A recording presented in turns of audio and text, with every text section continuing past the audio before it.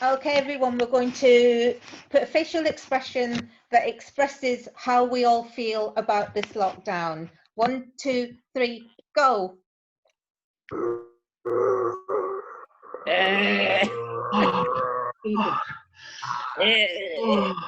Great, brilliant. And now we're going to talk about what those expressions mean, about how we feel about the lockdown. So who wants to go first? John? I feel confused. Yeah. How do other people feel? Yes, Adam. Oh, I feel so overwhelmed with all the repetitive information they keep telling us over and over again. It's just like, oh, Yeah, I think I better stop watching the news for a while and maybe just watch something else for a while. I think that's the best thing to yeah, do. but I find it's not just the news, Adam, it's actually adverts too. Yeah, I know. Are sort of pounding it home. No, yeah, definitely. Yeah. Faisal, do you want to say something? I feel anger. I feel angry because because look who our government is, Boris Johnson.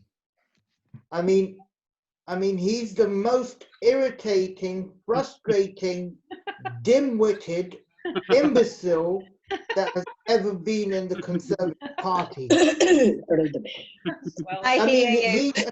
I've met him in person, and he was as dumb as he was dumb, dim-witted then than he is now.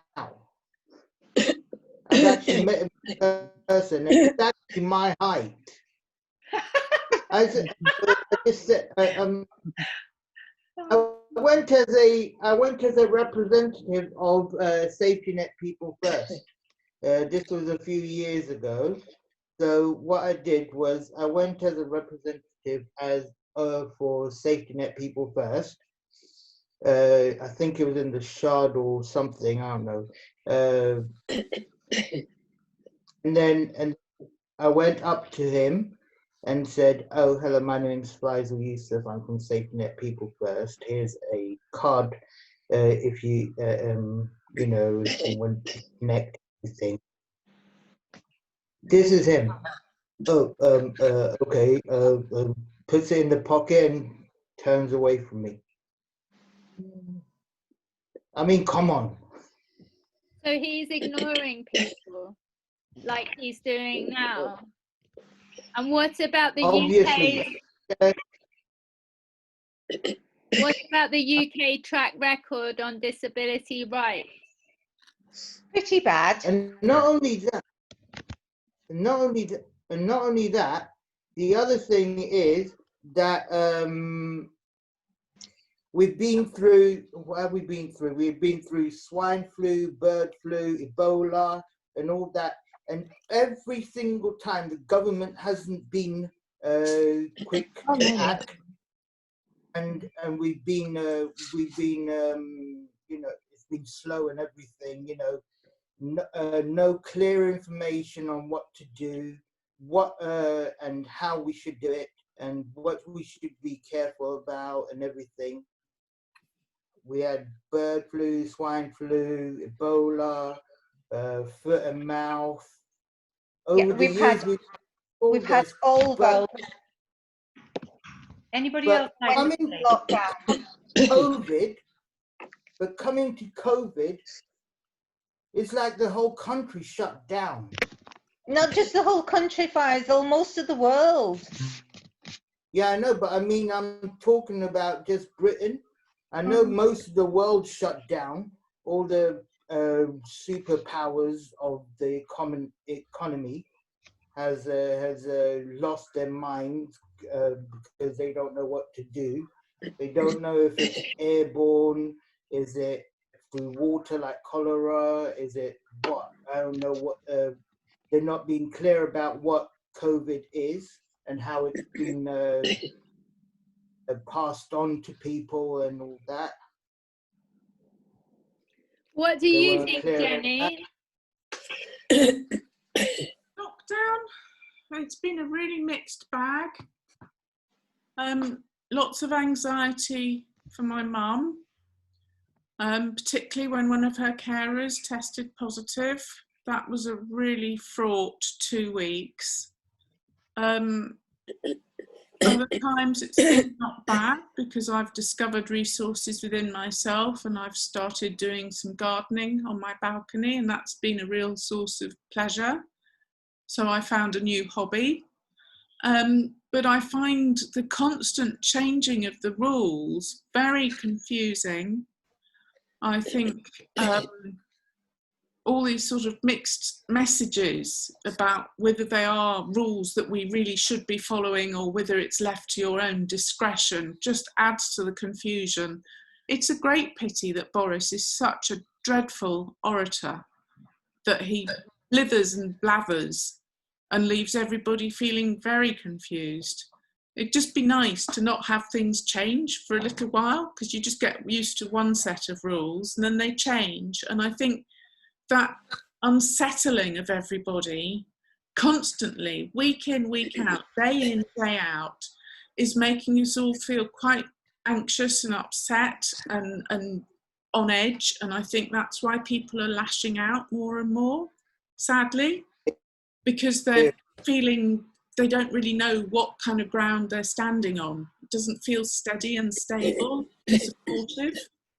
And it's like, it's all left up to you as to what you want to do. And I'm thinking, well, if 1 in 5 people weren't following lockdown anyway, because the government thinks 80% is a vast proportion, vast majority, and I'm thinking that's 4 in 5. So there's 1 in 5 people not following lockdown. What does that mean now? How many more people are now not following rules? I'm not going to any shops anytime soon, because if I'm going to go and visit my mum, I need to make absolutely certain I'm clean. So I'm taking every precaution I can. Does anyone else have anything that they would like to add? Emily or Dorothea or Sheila? Or Becky? All of you. Dorothea, sorry, Dorothea. Yeah. We haven't actually got leadership in this present government. Boris Johnson wants to be a leader in name only. One of the things I've done during lockdown, I found, is write a lot of poetry. So starting off, it was political poetry. It was fueled by a lot of anger at the information we were being given, which I did not believe. And then I wrote nature poetry. I wrote one the other week when George Floyd was murdered. And I am just increasingly disturbed and distressed. I don't trust them. I mean, now the economy is becoming, you know, the main thing. Okay, but I happen to think that human beings come before economy anyway. And I think the health has to be addressed. He bumbles. I mean, I look forward to Prime Minister's question time, because I love the way Keir Starmer is actually asking him questions which he can't cope with. And so he goes on the offensive, stabbing his finger, flouncing about. I'm sure if he was in the playground, he'd be stamping his feet and saying, "It's not fair. Why are you getting at me?" No way inspires me in any way, as does Kids getting stuck anyway. I used to be a teacher, and I listened the other week to Gavin Williamson, and his performance was absolutely shoddy. You know, how dare these people put themselves up for these jobs when they are completely incompetent, absolutely incompetent. I listen to, and I think, just who are you? Just who are you? Sorry, that's my. Yeah. Oh, well done. Thank Very well you. done. Very well. Well said. Well, Prime Sheila, Minister, Doris. Sheila, do you Just have a anything point to of add? No, no comment. No, and no comment. Well, that speaks volumes anyway. And Emily? I think I've had enough. Yeah. Next week. Yeah. I've been cooking, which has been good. But apart from that, it's very horrible thing to be social distancing, isn't it? Yeah. Yeah, I agree. It's very tough. I think Becky might have left us. Yeah, I think I heard her say she'd had enough. Right. Well, sorry. Well, let's move on to something else before someone else has enough. Thank you very much. Oh, I haven't stopped recording. I'm going to stop